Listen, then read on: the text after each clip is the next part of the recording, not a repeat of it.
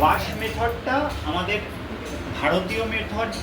এখানে ড্রয়িংয়ের ক্ষেত্রে কতগুলো জিনিস আমরা খেয়াল রাখবো। প্রথম কথা হচ্ছে আমি যা দেখছি হুবহু সেটা নামাতে হবে তা নয়, ওর এসেন্সটাকে রাখবো, ওর ক্যারেক্টারটাকে রাখবো, কিন্তু ড্রয়িংয়ের মধ্যে কিছু জিনিস আমি বাদ দেব।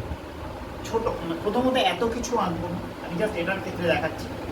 আর ওই যেটা বারবার আমি বলি যে ইন্টারপ্রিটেশন অফ রিয়েলিটি, ছবির মধ্যে একটা পেলবতা থাকবে, ছবি নিজস্ব কিছু কথা বলবে, ক্যামেরার মতো যা দেখছে তাই বলবে তা নয়। ক্যামেরাতে তো আর কি আলাদা করে কিছু করা যায় না, বড়দের ব্লার করা যায়, কিন্তু যা দেখছে সেটাই হুবহু একদম ছাপিয়ে দেওয়া এখানে নয়। ফলে এই ড্রয়িংয়ের মধ্যে একটা সফটনেস থাকে।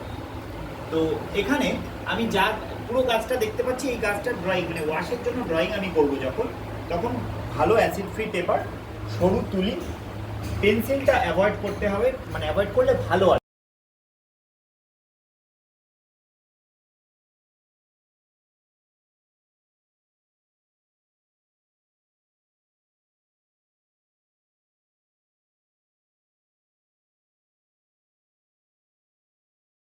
এবার এখানে আমি চাইলে পাতা আরও বাড়াতে পারি। আমি একটা পাতা এখানে বাড়িয়ে দিচ্ছি। কম্পোজিশনটা সুন্দরভাবে করার জন্য আমার যেটুকু প্রয়োজন সেটুকু ব্যবহার করব। ওয়াশের এইটা হলো ফার্স্ট ড্রয়িং।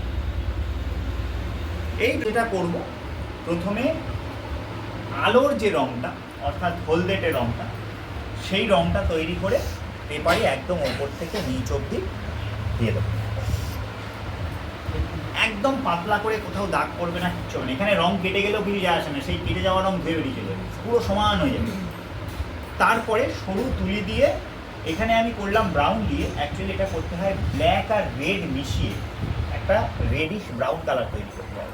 সেই কালারটা দিয়ে সরু করে লাইন ড্রয়িংটা হবে। তাহলে প্রথমে পেপারে কালার, তারপরে তার উপরে লাইন ড্রয়িং। লাইন ড্রয়িং হয়ে যাওয়ার পরে ফার্স্ট ওয়াশ। এইভাবে আমরা কাজটা এগিয়ে দেবো।